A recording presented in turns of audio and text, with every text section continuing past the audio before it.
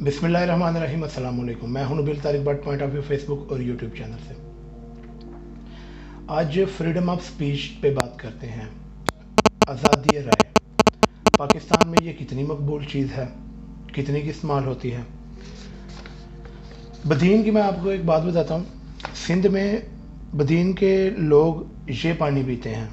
इस साइड पर आपको तस्वीर नज़र आ रही होगी। ये गांव पीपल पार्टी के MPA ताज मोहम्मद मल्ला के गांव की करीब वाक़या है।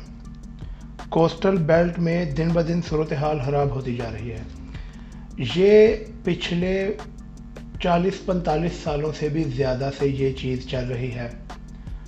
सिंध के बजट भी मंजूर होते हैं, सब कुछ मंजूर होता है, लेकिन इन लोगों तक ये पैसे नहीं पहुंचते।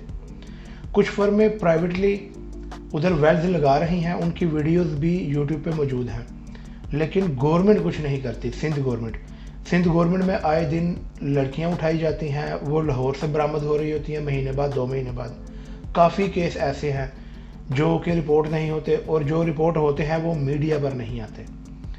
इसके अलावा आपने देखा इंडिया में जो आजकल चल रहा है, काफ़ी वीडियोज़ और तस्वीरें आ रही हैं। ये जो बेहुरमती की बीजेपी पार्टी की एक औरत ने, उस पर उनका मीडिया तो चलो चुप है, उनका बनता है। पाकिस्तानी मीडिया की चुप है, किसी मीडिया ने कोई रिपोर्ट नहीं की। वीडियोस चल रही हैं, ये मैं अभी साइड पे चला भी देता हूँ, तो ये चीज़ें कोई भी नहीं दिखा रहा। आप अपने हक के लिए नहीं बोल सकते।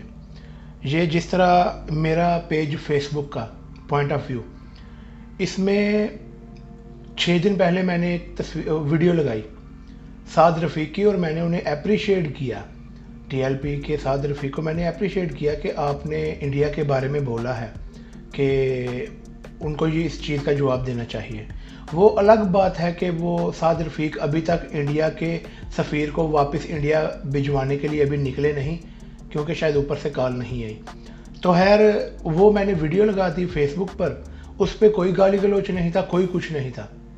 तो 6 तारीख को वो उन्होंने रिस्ट्रिक्ट किया पेज, तो अभी तक पेज नहीं चल रहा। उन्हें मैंने मैसेज भी किया, फीडबैक भी दिया कि ये चीज़ फ्रीडम ऑफ स्पीच क्या आपके पास ही है, सिर्फ अमेरिकन के पास, हम नहीं बोल सकते, लेकिन उन्होंने हमारा पेज ब्लॉक कर दिया। तो ये सब कुछ चलता रहता है, ये नॉर्मल है। हमें पता है कि जो चीज़ उनके खिलाफ जा रही होती है उस पर वो बात नहीं करने देते। तो एक मसला इसमें पाकिस्तानी ITs का भी आता है। इंडिया के ITs जाके उधर बैठे हुए हैं, अच्छी अच्छी पोस्टों में हैं, फेसबुक पे, यूट्यूब पे, ट्विटर पे।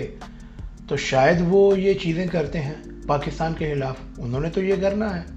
उनकी जगह कोई पाकिस्तानी भी होता तो शायद इंडिया के ख़िलाफ़ इस चीज़ पे काम करता। तो ये चल रहा है अभी तक सोशल मीडिया पे भी, फ्रीडम ऑफ स्पीच पे। इसके अलावा बलूचिस्तान में बुगटी फैमिली की हुकूमत चल रही है, पार्लियामेंट में उनकी सीट भी है।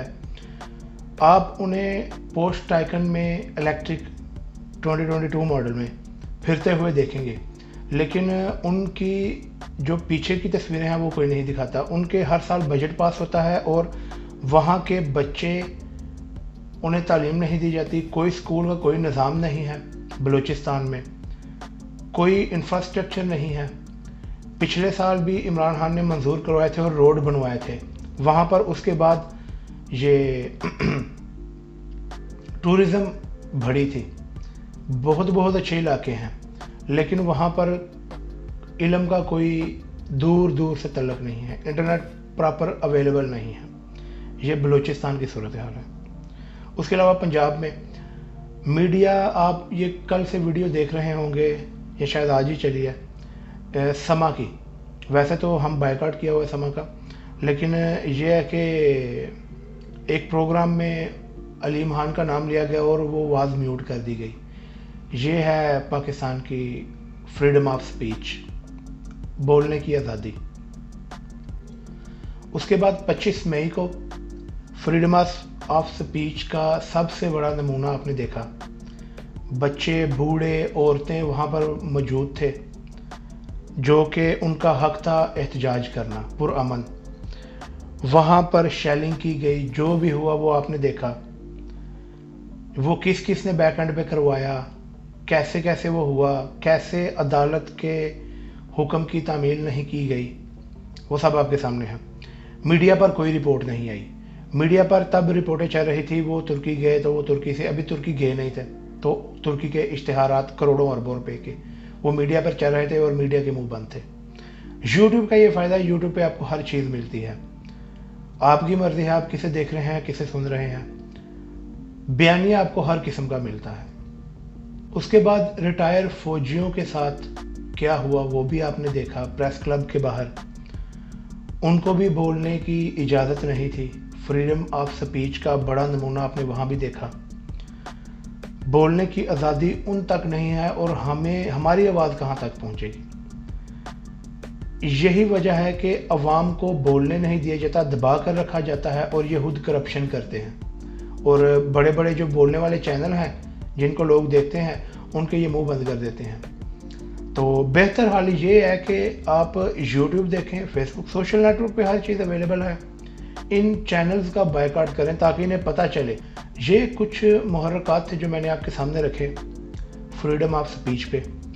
तो कौन ये हल्के आवाज़ें बंद करवाते हैं, मुक्तदर हल्के कह लें या ये वडेरा निज़ाम कह लें, जिनको हम ही लोगों ने पावर में ला कर इस स्टेज पर लाए हुए हैं कि अब उनको कोई रोक नहीं सकता। यही चीज़ रोकने के लिए इमरान खान आगे आया था और उसको भी निकाल दिया गया। कुछ बात कर लेते हैं हुकूमत पे। हुकूमत में आजकल आपने सारी खबरें देखी होंगी, इमरान रियाज खान भी बहुत कुछ बता रहे हैं, सदीक चांद सारे बहुत अच्छा काम कर रहे हैं। मैं कोई एंकर तो नहीं हूँ, तो मेरी नज़र में जो चीज़ें चल रही हैं ये कि नून लीग के अंदर से ही बगावत अब उठ रही है, फ़ौज के अंदर से सुनने में आया है। तो इसके अलावा मामलात बेहतरी की तरफ जा रहे हैं अवाम के हक़ में। लेकिन ये है कि अभी 15 तारीख को पता चलेगा कि क्या बनता है, अवाम रिएक्ट किस तरह करती है 240 रुपये पे। अगर हमने इस दफ़ा भी रिएक्ट नहीं किया तो हमारा अल्लाह ही हाफिज़ है।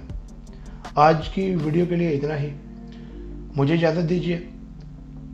पॉइंट ऑफ व्यू फेसबुक और यूट्यूब चैनल को लाइक और सब्सक्राइब कीजिए। अस्सलाम वालेकुम।